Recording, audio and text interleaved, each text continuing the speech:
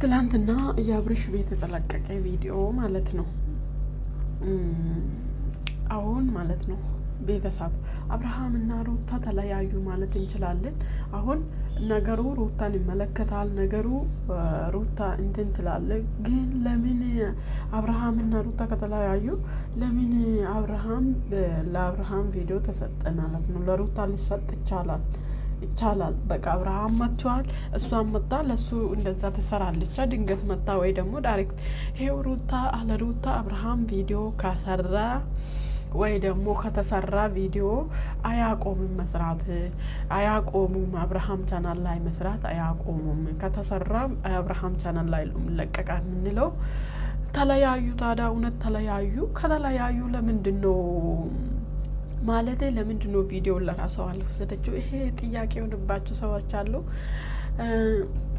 ሲቀጥል ደግሞ የትላንትና ቪዲዮ መኖቃቀር ነው እንጂ ምንም እስከ መቼ ህፃንነታቸው መቼ እንደሚጫወቱ ምን ይዞን እንደሚመጡ አናውቅም።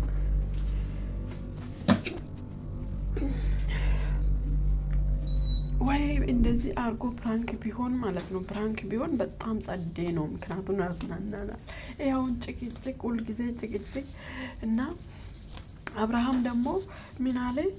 እኔ ራሱ ፈልግ ነበረ፣ እኔ ራሱ ባል እየፈለግኩላት ነበረ እያለ ነው ለሩታ ማለት ነው። ምክንያቱም ሩታዬ ብቻዬን እንድትሆን አልፈልግም ነበረ፣ አልፈልግም በጭራሽ። ምክንያቱም የድሮ ሚስቴ ነች፣ በጣም ምንወዳት፣ በጣም ማፈቅራት ሚስቴ ነበረች፣ ባለ ውለታይም ነበረች። ስለዚህ ብቻ እንድትሆን አልፈልግም። ከዛ ልጁ ጥሩ ነው ደግሞ ትንሽ ቆይቶ ደግሞ ልጁ ጥሩ ነው፣ አታበላሹ፣ ማየውን ነገር ውስጥ አትክተቱ አለ። ታዲያ ጥሩ ከሆነ ለሩታ አንተ ራሱ ብቻ እንድትሆን ስላልፈለግ እየፈለግክላት ስለሆነ ለምንድነው ጥሩ ሰው ለሷ ማይገባት? ተከደስታ ጥሩ ሰው ከሆነ በቃ ታግባ፣ ምን አገባ? ትዳር ጀመረች ደግሞ በኢየሱስ በደቂቃ የእናንተ ትዳር ያልቅም፣ ይጀመራል፣ ይቋማል። ችግር የለባቸው እና ቪዲዮ በደም መደናቃቀር። አብርሃም አንድም ነገር አላወራ።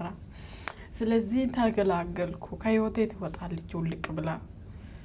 ሁለታችሁም አብርሃምና ሩታ ተቀራርበው እያለ አንድ ሰው ግን ትዳር ይዞ በነገር ይኖራላ ብላችሁ ታስባላችሁ? አታስቡ፣ አይኖሩም። ሁለቱም እንደዚህ የተደናቀሉ። አብርሃምም እሷ የሆነ ነገር ስትዝ ይሄዳና ይነቃታል፣ እሷም እንደዛ ማለት ነው። አይኖሩም፣ እውነት አይኖሩም። በቃ አይኖሩም። ሳይድ ይዞ ሁለቱም አይኖሩም፣ መኖር አይችሉም። ታያላችሁ በሰላማዊ ህይወት። አሁን እንደዚህ ውስጥ የገባችሁ ሰዎች እንደዚህ ነው የምትኖሩ፣ ከነሱ ጋር ገና ጭቅጭቅ። አዎ ሄርሜላ አንቺም አሁን በቃ ዘና ብለሽ ዘና ያለሽ ህይወት ትኖራለሽ መሰለሽ? አትኖርም። ሲቀጥል ደግሞ አንቺ ያደረግሽው ትክክል ስላልሆነ እግዚአብሔር ራሱ አይወድም። ስለዚህ አሁን አብርሃም እና ሩታ ተጠጋግቶ እዚህ ምድር ላይ ያለው አንቺም ትዳራጅ እሷም ትዳር ይዛ እኔ በሰላም ትኖራለች ብዬ አላምንም። በልጅ ምክንያት በምን ምክንያት ይገናኛሉ?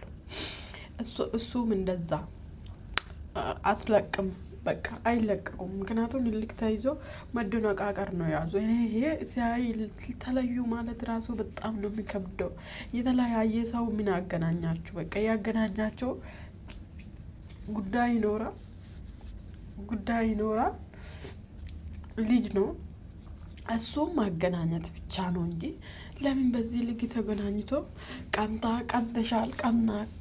ቀንተሻል ምን ያስቀናል?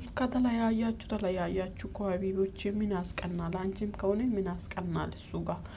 እሱም ከሆነ አንቺ ጋር ምን አባቱ ያስቀናል? እና ለምን ሳይድ ይዛችሁ አትቀመጡም? ግን ለምን እናንተ ሁልጊዜ እስከ እንደ ህፃን መቼ ነው ህፃንነታችሁ የሚያልቀው?